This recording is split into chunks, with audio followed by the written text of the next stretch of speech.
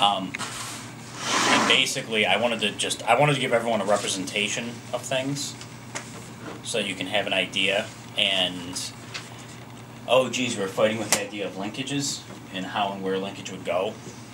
And I realized that after doing this 3 different ways, to me, this makes a whole lot of sense, because I could put all the drive hardware outboard. Your pedestal and these 2 linkages can change in length without changing speed or anything else in relation.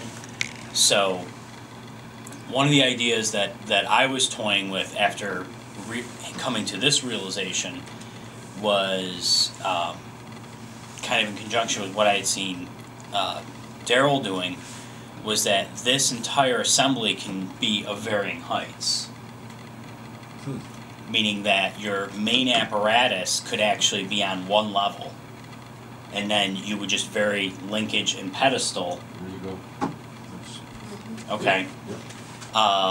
And then your decking would be the perceived change of height. This allows, when serviceability, for instance, your door in behind everything, you're going to be working on one physical level. So let me back up. Are you saying 2 motors drive the whole room, or 2 motors drive 2 the motors row? drive each row. Each row, okay, gotcha. Yep. And what I tried to represent here is, here would be another seated location. Right. Here would be another one. Things are just less complete as we get along, because this particular model that I tore apart to get all these parts didn't have any others. Okay.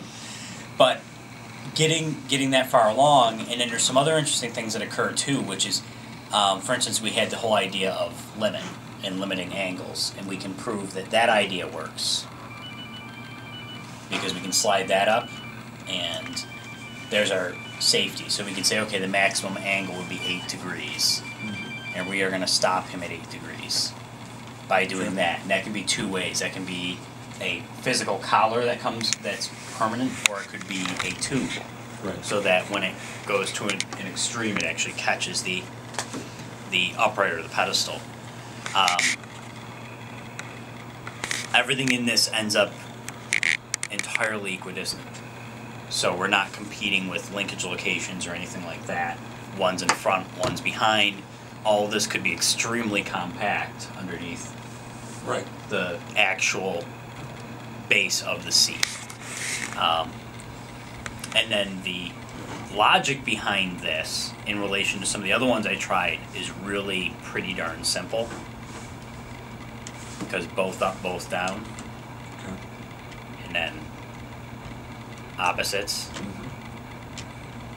And then when you get really advanced in your programming, you can actually, and this confuses me most of the time, but your rolling of the water. I'm trying to draw a circle on an intersection. You know what's really, really funny? It's the very first thing my wife said, because she tried it, and she's like, the controls are almost identical to an Etch-a-Sketch, because if you wanted to draw up, you know, and so on and so forth. And she's like, once you realize that, you can make him, I mean, you can have him do whatever you want, you know. Anything that's allowable with the 2-axis. Right.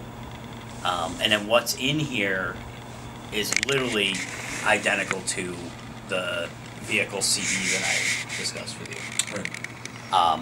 We have some play, which is really just the free playing Legos. Right.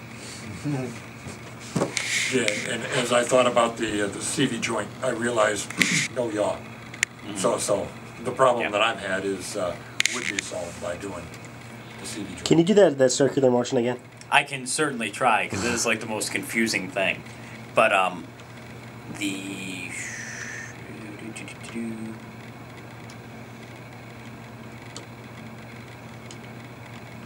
notice how our occupant has both hands up in just absolute glee.